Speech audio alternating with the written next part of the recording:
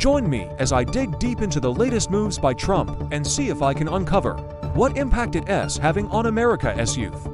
Today, we're restarting with one of the most urgent issues: mental health and access to health care. How are recent changes in policy reshaping the lives of young people across the U.S.? Let's get into it. The first thing that jumps out is the sweeping changes under the One Big Beautiful Bill Act. In order to balance out tax cuts and fund other priorities, this legislation includes nearly $1 trillion in cuts to Medicaid spread over the next decade. The consequence: roughly 3 in 10 young adults, aged 18 to 24, are now at serious risk of losing the health coverage they depend on. These aren't just numbers. Imagine students moving around, living between internships, part-time jobs, or simply shifting household income. The new rules impose stricter eligibility checks twice a year instead of annually, and introduce work or volunteer requirements that many young people may struggle to meet. Miss a deadline, move address, fall ill for some. That means losing healthcare access. On top of that, the education system has felt a sharp hit. School-based mental health services counselors, psychologists, programs that help kids deal with stress, trauma, or instability are now under threat. A set of grants worth $1 billion that were helping schools hire mental health professionals and support students have been discontinued. Schools in low-income, rural, underserved neighborhoods are scrambling because losing those grants means scaling back on counselors, limiting access to mental health professionals, or in worst cases, dropping programs entirely. These cuts tie together in ways you don't always see at first glance. Mental health issues don't just affect academic performance. They affect attendance, behavior, self-esteem, and long-term outcomes, even employment later. When access to care becomes uncertain or inconsistent, young people can suffer silently. Now, let us move to another critical area: how changes in education policy under the current administration are affecting young people, especially students in low-income, rural, immigrant, or disability communities. In this section, we'll look at 3 major shifts. The first shift involves school meals and food access. Under recent SNAP reforms included in the Big, Beautiful Bill, there are stricter eligibility requirements for families to receive food assistance. What that means is if a parent's SNAP benefits are cut, their children may lose automatic free or reduced price school meals, and in many cases, those meals are essential not just for nutrition, but for their ability to focus and attend school regularly. In states like Florida, for example, hundreds of thousands of students could lose both SNAP benefits and the automatic school lunch support that comes with them.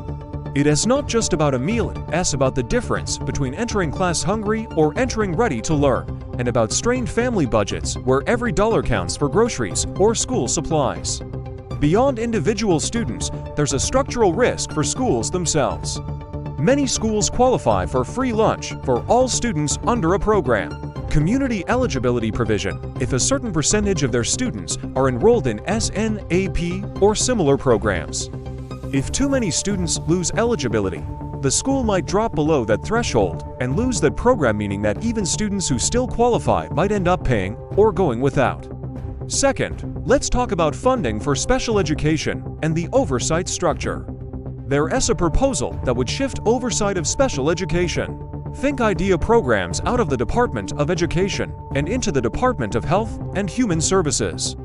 On the surface, that sounds like bureaucratic restructuring, but underneath that are concerns about diluting protections that students with disabilities currently rely on.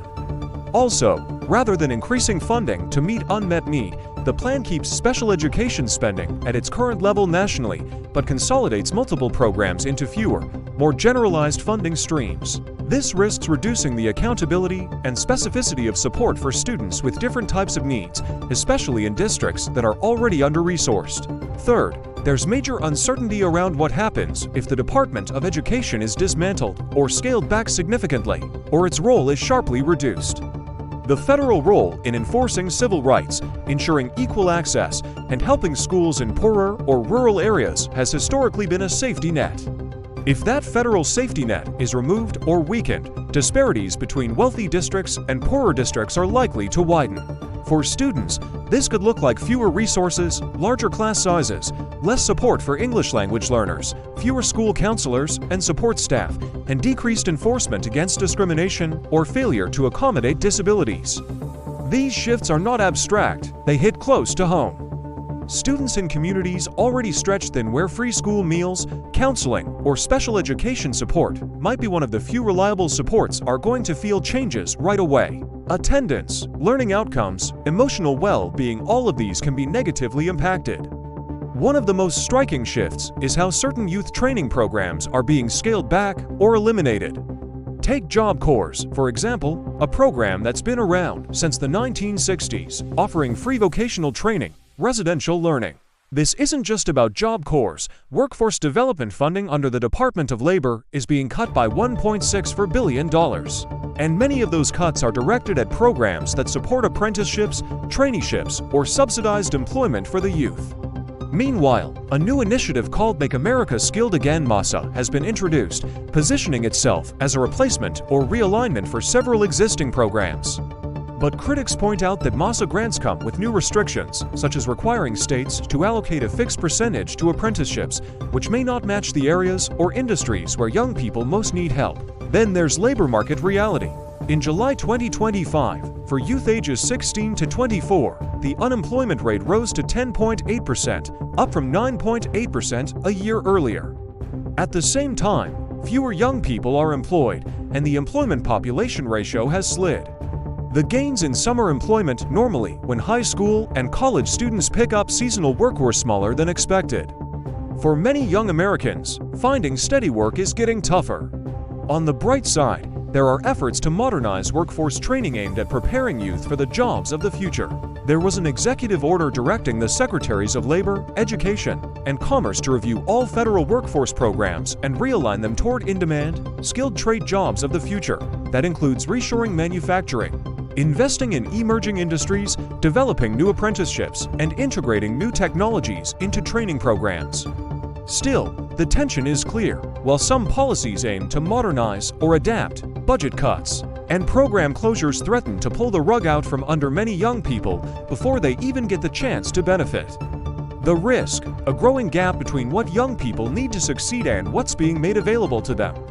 You can pick up from here with what these changes look like in real-life stories from youth trying to access training or employers trying to find young workers. As we've seen, the policies being pushed right now aren't just abstract ideas, they ripple into the daily lives of millions of young people, their health, their education, their chance to build a future.